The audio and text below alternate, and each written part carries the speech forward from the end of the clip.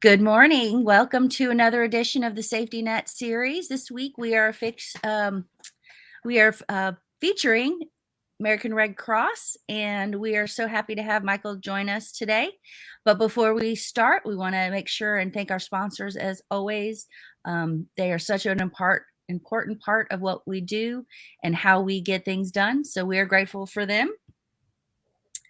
Good morning, Mike. How are you? I'm doing great. Hope you are. Good, Good thank morning. you. So let's just start off with a basic, what is the American Red Cross and what do you do? Well, okay, what we do in the community every day is we have 5 services. We have disaster preparedness and response.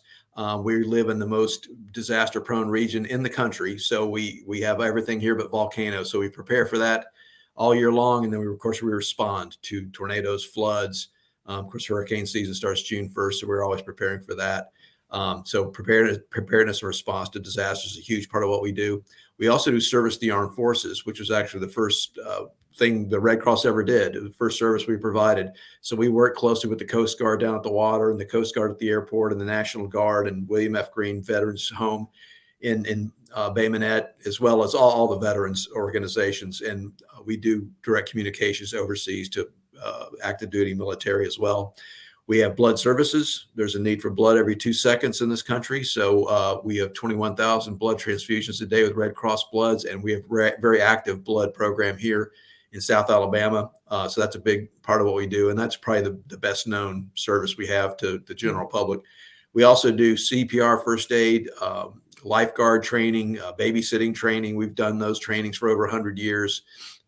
And we do those actively here in South Alabama, and we do international services. That's probably the thing that keeps us the least busy. But I know we do have a couple of friends of mine that have been deployed to Poland to work on the Ukrainian conflict, and we always respond. The American Red Cross always responds to large international disasters, as well as immunizations for rubella and measles, for over 2 billion inoculations, actually, with the Red Cross playing a role in that. So those are the services we provide. We also have something right now, a couple of things that we're specifically working on is we've got a blood diversity summit where it's going to happen soon. And that's part of our sickle cell initiative. Sickle cell is a terrible disease. And in order to alleviate the suffering of the sickle cell patients, we need a more diverse blood drives. We need blood drives in the African American and Hispanic community, more of those, and that really helps those patients. So we're really drilling down on that, and we're recruiting large organizations in the community to have those blood drives, and again to alleviate the suffering of the sickle cell patients, because they need dozens and dozens of blood transfusions in their life to alleviate their suffering and to keep them alive. We also have what we call a Sound the Alarm event. It's our home fire protection program. What we do there is we have volunteers go into at-risk neighborhoods, and they have donated 10-year smoke detectors. So we'll go into each house. One team will actually install the smoke detectors, or if they've got smoke detectors up and they just need batteries, we'll do whatever it takes to have them have functional smoke detectors. And the other half of the team will do kind of an interview with the family, talk to them about an escape plan, things like, make sure everybody meets at the mailbox. So if the daughter runs into the backyard and the father thinks she's still in the house, he runs back in. So things like that. So by the time that group of volunteers leave the house, then they're far less likely to perish in a fire, because 3 out of 5 people die in a fire because they don't have functional smoke detectors. So those are the things keeping us busy right now. Well, and you guys do a lot of fire responses. That's like a daily kind of thing. We do. Actually, some numbers here from last year. Just in Mobile County alone, we responded to 152 fires. We helped 441 clients. And when we respond to a fire, what we actually do is we send out a disaster action team of volunteers, usually in the middle of the night, and the families typically have lost everything. So we give them the immediate needs: blanket, the water, food. we talk to them about a place to stay. These volunteers actually open up a case for the family. They talked about their insurance, replacing birth certificates, driver's license, you name it. That replacing their medicine. That's usually a big priority. Mhm. And we also give them a client assistance card, which is a prepaid debit card, so they can go buy brand new clothes, shoes, eyeglasses, a couple of nights in a hotel, whatever that family might need. And I mentioned the numbers just in Mobile are, again, 152 fires, 441 clients, and the direct financial assistance, just direct financial assistance. This doesn't count the gas or the cars or the training of the volunteers or the blankets or comfort kits. Just direct financial assistance was $101,256. And that's a large number for one county. In the South Alabama chapter, we had 476 fires. So clearly, you mentioned every day. That's more than once a day. Yeah. 1,382 clients, and the total was $326,458 in direct financial Wow, that's assistance. So that's staggering.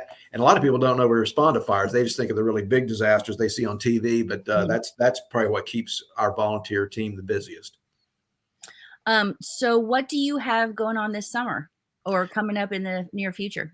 In the summer, that's when hurricane season starts. So what we do is we go out. We go out all year long, but in the summer we really hit it hard. When we visit the community, we go to potential shelter sites, shelter partners. So if somebody's got a facility that's adequate to be a Red Cross shelter, we go in and we inspect it. We talk to them about what it takes to be a shelter, and we have the contact information. And the expectation is that, hey, if something happens, here we come. And we also have to recruit and train shelter teams, shelter managers. Those are all volunteers. Anytime we have a large disaster response, over 90% of our workforce is volunteers. So we have to make sure they're trained and ready. We also have feeding partners that we recruit in the area.